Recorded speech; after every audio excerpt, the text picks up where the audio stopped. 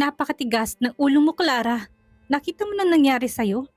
Saglit nang mubo ang daddy ni Clara, sakay na sila ng sasakyan ngayon. Paano ko sa susunod hindi lamang yan ang abutin mo? Dad, ayos lang ako. Pinigilan ng dalagang mapangiwi, lalo lang siyang pagagalitan ng magulang kapag nakita ng mga ito na nasasaktan siya.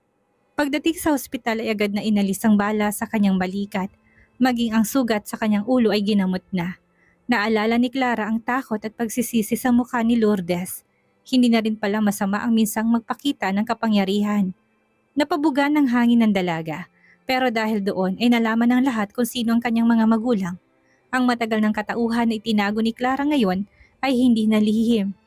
Isang araw ang lumipas, hindi magawang umalis ni Clara dahil binantayan ng dalaga ng kanyang magulang. Kaya nang umalis ang ina at ama ay kaagad siyang gumayak. Kailangan niyang puntahan si Jason para bigyan ng babala. Ma'am Clara, hindi ka pwedeng umalis. Yun ang bilin ng iyong magulang. Paalala ng kasambahay na inatasan ng magulang na bantayan ng dalaga. Mabilis lang ako, may pupuntahan lang ako. Aniya habang sinusuot ang puting jacket na dala nito para sa kanya. Napangiwi ang dalaga, kakatahi lang ng sugat niya kaya napakasakit at makirot na. Nalamog marahil ito dahil sa kakagalaw niya. Ma'am, hindi ka talaga pwedeng umalis. Tsak na akong pagagalitan ng mommy at daddy mo. Halos magmakaawa na ito sa dalaga. Pero hindi pwedeng manatili siya ng matagal dito. Tumatakbo ang oras. Kailangan ni Clara na masabi ang lahat sa binata. Lumapit siya sa kasambahay at hinawakan ito sa balikat. Sabihin mo may kaibigan lang ako na pinuntahan, ha? Sige na, aalis na ako. Ikaw nang magsabi ng alibay ko kina mommy at daddy. Hawak ng balikat na umalis si Clara. Dahil naiwan ang kotse niya sa presinto ay nagtaaksi na lang ang dalaga. Pagkarating at hindi na siya nagpunta sa gate, hindi rin naman niya papapasukin ng mga gwardya. Kaya naman inakyat na lang niya ang bakod katulad ng ginagawa niya noon. Kumunot ang noon ni Clara, napansin ng dalaga na napakadilim ng buong mansyon. Walang makita maski isang ilaw na bukas. Napahiyaw sa gulat si Clara nang bigla na lamang may humatak sa kanya mula sa kung saan. Pero agad ding nakabawi ang dalaga, mabilis na sinikmuraan niya ng malaking brasong nakasakal sa kanyang leeg. Pero mabilis ang taong nasa kanyang likuran. Walang kahirap-hirap na sinandal siya nito sa pader habang nakasakal ang palad sa kanyang leeg. Ah! Nahihirapan siyang huminga. Sinubukang sipain ito ni Clara subalit wala yung talab. What are you doing here? Napaubo ang dalaga nang bitawan siya ng lalaki na walang iba kung hindi si Jason. Ilang sandaling umubo pa ang dalaga bago nakabawi at nakapagsalita. Jason, may kailangan kang malaman. Is that true that you tried to hurt Claudette? Napamaang si Clara sa paratang nito. Ano? Sino nagsabi niyan? I told you to stay away from me, right? Ganon din kay Claudette, Clara. Stay away from us. Malamig na tura ni Jason, naroon ang pagpipigil ng galit sa boses ng binata at nagdulot yun ng ibayang sakit sa kanyang dibdib. Jason, makinig ka. May balak si Claudette na masama sa'yo. Kasabot niya si... Shut the heck up! Napapitlag ang dalaga. Madilim man ay ramdam ni Clara ang matalim na tingin ng binata sa kanya. Tigilan mo na ako. Tigilan mo na kami.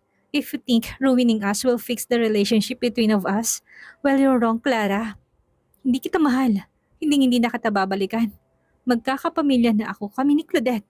Hindi ako katulad mo na sarili lang ang iniisip. You better leave. The next time you enter my property without my permission, I will sue you. Nangaalis ng binata ay mabilis na gumapang si Clara para yumakap sa binti ng binata. Nagmamakaawa ko sa iyo, Jason. Maniwala ka naman sa akin. Hindi ako nagsisinungaling. I will never believe one more time on your lies, Clara. Diyan ka naman magaling sa magsinungaling. Now leave. I don't want to see your face anymore. Jason, please! Tuluyan ng nalo ha si Clara, walang nagawa ang dalaga. Hindi niya mapipilit si Jason na maniwala sa kanya. Pero napakasakit dahil ang tingin nito sa kanya ay makasarili at sinungaling. Ganun ba katindi ang galit ng binata sa kanya? At kaya ang ganitong impormasyon ay nakikita nito bilang gawa-gawa lamang at kasinungalingan niya? Samantala, todong ngiti si Claudette sa isang sulok. Narinig ng babae ang lahat. Kung noon ay may hinala siya na baka may hinala si Jason, ngayon ay wala na. Siya ang pinaniniwalaan at pinanigan nito kaysa kay Clara. Ibig sabihin lamang noon ay mas mahalaga sila ng kanilang anak para kay Jason. Pero nababahala si Claudette, paano nalaman ni Clara ang tungkol sa plano nila? Kailangan na masabi niya ito kay Vin at sa uncle nito. Bago nila gawin ang plano ay kailangan na muna nilang maalis sa kanilang landas si Clara. Natitiyak ni Claudette na magiging hadlang ang dalaga sa kanila. Tsk, kawawang Clara, hindi pininiwalaan ni Jason. Kinabukasan, Love, hindi ba mas maganda kung madaliin na natin ang engagement party nating dalawa? Paglalambing ni Claudette kay Jason. Kailangang mapapayag niya ang binata sa kanyang gusto. Dapat mapadali ang kanilang plano. Lumalaki ng tiyan ko. Gusto ko sanang hindi napatagalin pa. Natatakot ako kay Clara. Paano kung pigilan niyang kasal natin? Umarte ang dalaga na animo ay naluluha. Kung, kung nakita mo lang ang mukha niya sa mall, Love. Parang gusto niya talaga akong saktan. Hindi niya natanggap na akong pinili mo. Gusto niya kami saktan ng anak mo. Nakakatakot siya, Love. Kumuyom ang kamao ni Jason. Alright, hindi na natin patatagalin pang engagement party natin. Makahulugang ngumiti si Jason kay Claudette. Ako rin naman, hindi na makapaghintay na dumating ang araw ng plano ko. Natigilan si Claudette. Bigla ay nakadama ang dalaga ng kakaibang kilabot sa tingin na pananalita ni Jason. Ayos ka lang ba, Claudette? Oo, ayos lang ako. Sandali, magbabanyo lang ako. Paalam ng dalaga. Pagkarating sa banyo ay nilabas ni Claudette ang phone. May parte sa kanya na gustong sabihin kay Vin ang tungkol sa kanyang kaba. Pero alam ng dalaga na kagagalitan lamang siya ng nobyo at sasabihin na siya ay paranoid lamang. Relax, Claudette. Tama si Vin. Kung ano-ano lang ang iniisip mo dahil buntis ka. Ngumisi ang babae. Wala nang makakapigil sa plano nyo. Wala kahit si Clara pa. Samantalang madilim ang mukha ni Jason habang nakatingin sa kanyang kamay. Shit, malakas na hinampas ng binatang kamao sa mesa. Hindi gustong gawin yun ni Jason kagabi kay Clara pero kailangan. Hindi pa tapos ang palabas na sinimulan nila ni Claudette na siyang tatapusin niya. Puno ng lungkot ang mga mata ni Clara habang nakamasid sa kawalan. Mabilis lang na lumipas ang mga araw. Sinubukan ng dalaga na bigyang muli ng babala si Jason pero hindi na niya nakita pang binata. Batid ni Clara, umiiwas ito. Humawak si Clara sa dibdib at mapait na naluha. This is between life and death. Sobrang delikado at mapanganib. Pero bakit hindi siya mapaniwalaan ng binata? Gusto lang naman niya itong iligtas mula sa kapahamakan. Ma'am Clara, pinapatawag ka na ng iyong ina sa ibaba. Sige, susunod na ako. Matamlay na sagot ng dalaga sa kasambahay. Sinadyang hindi humarap ng dalaga para itagong luha sa muka. You look perfect, anak, puri ng ina ni Clara. Ngumiti ang ama ni Clara. Kanino pa nga ba magmamana ang ating anak? Yumakap ito sa asawa. Hindi ba at sayo? Hindi maiwasang mapangiti ni Clara sa paglalambingan ng magulang. Matanda na ang mag-asawa pero naroon pa rin ang pagmamahal para sa isa't isa. Hinawakan ng kanyang ina ang kamay ni Clara. Nasa mukha ang labis na saya, ganun din ang nasa mukha ng ama ng dalaga. We're glad that you agreed to marry my friend's son, anak. Mabuting bata siya. Napalaki siya ng mabuti ng kanyang magulang. Nakikita ko na nababagay kayo sa isa't isa, Clara. Tamang mami mo, anak. Segunda ng ama ng dalaga. Nasa maputlang labi ang ngiti. Sobrang saya nito sa pagpayag ng anak na may ikasal sa anak ng kanyang kaibigan. Tandaan mo, hindi kami pipili ng lalaking batid namin na sasaktan ka lamang at makakasama sa'yo.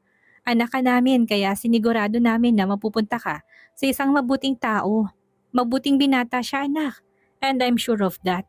Pilit na ngumiti na lamang si Clara. Ngayong araw nakatakda ang pagkikita nila ng kanyang mapapangasawa. Mapait na ngumiti ang dalaga. Sobrang nasasaktan siya. Isipin na hindi na talaga sila magkakaayos pa ni Jason. Wala nang pag-asa pa para sa kanilang dalawa. Humawak si Clara sa dibdib para itong pinipiga sa sakit. Alam ng dalaga na kahit malaman ni Jason na isang traidor si Claudette ay hindi na babalik ang pagmamahal nito sa kanya. At napakasakit isipin noon. Nang dumating ang pamilya ni Clara sa isang hotel ay agad na iginiya ang pamilya ng manager sa VIP room. Nang makita ng pamilya Argiles ang pamilya ng Helger ay agad na tumayo ito. Pagkatapos magkamustahan at magbeso ay bumaling ang ginang kay Clara. Oh my! Bumeso ang matanda kay Clara. Puno ng paghangang tinignan nito ang dalaga. Lalo ka lamang gumanda sa paglipas ng panahon, Clara. Para akong nananalamin ng kabataan namin ng iyong ina. Kamukhang kamukha mo siya. Hindi magawang makareact ni Clara dahil ang kanyang mata ay napako kay Simon. Ano ang ginagawa na lalaking ito? Meet my son, Clara. Ang lalaking pakakasalan mo. Pinigilan ng dalaga ang mapaawang ang labi sa gulat. Si Simon, ang lalaking pakakasalan niya, hindi na nagawa pang hilahin ng dalagang kamay ng halikan ito ng binata. Rinig ang masayang tawa ng kani-kaninang magulang na gawin yun ni Simon. Ang mas ikinagulat ng dalaga ay lumuhod ang binata, kasabay nito ang paglalagay ng isang singsing sa kamay ni Clara. Nakangiting nagangat ng tingin si Simon. Nasa labi ang ngiti at labis na kasiyahan. Finally, magiging akin ka na, Clara. Buong durasyon ng dinner, sabik na pinag-usapan ng kanilang magulang ang tungkol sa kanilang kasal. Iniwas ni Clara ang tingin kay Simon. Wala nang ginawa ang binata kundi ang titigan siya. Nakadama ang dalaga ng pagkailang. Mabuti pa ay ihatid mo si Clara, anak. Hindi ba balae ay may dadaan pa tayo? Suhestyon ng ina ng binata na sinadya nito para mapag-isa ang dalaga. Agad naman itong naintindihan ng magulang ni Clara. Mabuti pa nga, iho, ikaw nang bahalang maghatid sa aking anak. May dadaanan pa kami ng daddy mo. Bumaling ang ginang sa anak. Clara, sige na, umalis na kayo ni Simon. Taboy pa ng ginang. Pero agad na kinuha ni Simon ang kamay ni Clara upang hindi na ito makatanggi. Sige po tita, ako na pong bahalang maghahatid sa mapapangasawa ko. Putol ng binata sa dalaga. Hindi papayag si Simon na tumanggi si Clara. Ngayon palang malaman na dapat ito na hindi lang siya basta fiancé, kung hindi magiging asawa balang araw. Pag-aari na niya si Clara at yun ang dapat itatak ng dalaga sa kanyang utak. Walang nagawa si Clara kung hindi ang magpatangay sa binata. Binigyan siya na nagbabantang tingin ng ama. Pagkarating sa kotse ay kaagad na binawi ng dalaga ang kamay. You knew about this, right? Tumango si Simon. Yes. Ngayon malinaw na sa dalaga kung bakit mabuti ito sa kanya laban sa sariling grupo. Look, hindi ko gustong maglihim, paliwanag ng binata. Binigyan tayong pareho ng 5 buwan para iharap ang taong mahal natin sa kanila at pakasalan. Wala pang 5 buwan pero pumayag ka ng maikasal sa akin. Hinawakan ni Simon ang kamay ni Clara. Kaya wala na itong atrasan, Clara. You're bound to be my wife. Kaya kung may pumipigil pa sa isip mo na magpakasal sa akin ay itigil mo na. Dahil hindi ako papayag na makawala ka pa. Nag-iwas ng tingin ng dalaga. Kaya naman napatiimbagang si Simon. Kinuha ni Simon ang kamay ni Clara. Nang hilahin ito ng dalaga, hindi pumayag ang binata na makuha ito. You better stop thinking about other man, Clara. Dahil pareho na tayong hindi makakawala sa kasalang magaganap. Be a good daughter to your parents. Ganon din ang aking gagawin. Pinisil ng binatang kamay ng dalaga kung nasaan ang singsing. Bagay na bagay sa yung singsing na ito, Clara. Sa wakas, naisuot mo din ito. Nagpipigil lamang si Simon na huwag halikan ng dalaga. Pinasibad ng binata ang kotse. Where are we going? Tanong ng dalaga na mapansing iba ang daan ng kanilang tinahak. We are having dinner together alone, Clara. Napansin ko na hindi ka kumain kanina at ganun din ako. Pero kailangan mong masanay na kasabay ako sa lahat ng bagay, Clara. Tandaan mo, hindi lang pagkain ang gagawin natin balang araw. May ngiti sa labing tura ng binata. Naumid ang dila ni Clara, batid ng dalaga na tama si Simon, pero hindi makita ng dalaga ang sarili na iba ang kanyang makakasama sa pagtanda. Si Jason ang mahal niya, ito lamang at wala ng iba. Napakong paa ni Clara sa entrance ng restaurant nang makasalubong sina Jason at Claudette. Nadama naman agad ni Simon ang tensyon kaya pinalibot ng binata ang kamay sa bewang ng dalaga. Gusto ni Simon na ipakita sa lalaki na sa kanya na si Clara. Hindi na ito maagaw pa. Oh, look who's here. Tumaas ang kilay ni Claudette, nakatutok ang mata sa kamay ni Simon na nakapulupot sa bewang ng dalaga. Nakahanap ka na pala kaagad ng kapalit? Well, hindi na nakapagtataka yon. Dahil likas naman sa'yo ang malandi. Huwag mo sabihin sa akin na lalaki niya na inagaw mo lang sa iba. Kumuyom ang kamay ni Clara, lalo nang makita ng dalaga ang nakakawit na kamay nito sa braso ni Jason. Pero ano ba ang karapatan niyang magalit? Wala naman. Saka kailangan na niyang alisin sa isip at puso si Jason. Yun ang kailangan ni Clarang itatak sa utak. Tara na, aya ni Clara kay Simon na hindi maipinta ang muka. Nagpipigil ang binata na huwag patulan si Claudette. Tama ang kilos ni Clara, hindi kailangang bumaba sa level nito. Tumango lamang si Jason kay Simon, walang bahid ng anumang ekspresyon ng mukha ng binata. Kaya naman natuwa si Claudette, nagmamalaking tumingin ng babae kay Clara. Ang pagkakahawak sa braso ni Jason ay lalong humigpit. Gustong ipakita ni Claudette sa dalaga na si Jason ay siya lang ang mahal at hindi ito. Napangisi si Claudette nang mapansin ang panino bugho, inggit at sakit sa mata ni Clara. Tama lang yan, Clara. Masaktan ka lang. Kailangan mong malaman kung saan ang lugar mo. Magalit ka kay Jason at wag nang tulungan siya dahil hindi ka naman niya mahal. Masayang isip ni Claudette. Pagka-uwi nila Claudette ay hindi maalis ang kanyang ngiti, pero agad na nabura yun nang mapansin na napakadaming tauhan ang nadagdag ni Jason. Biglang pagbangon ng kaba sa dibdib ng babae. Love, bakit ang dami mo yatang tauhan ngayon? May okasyon ba?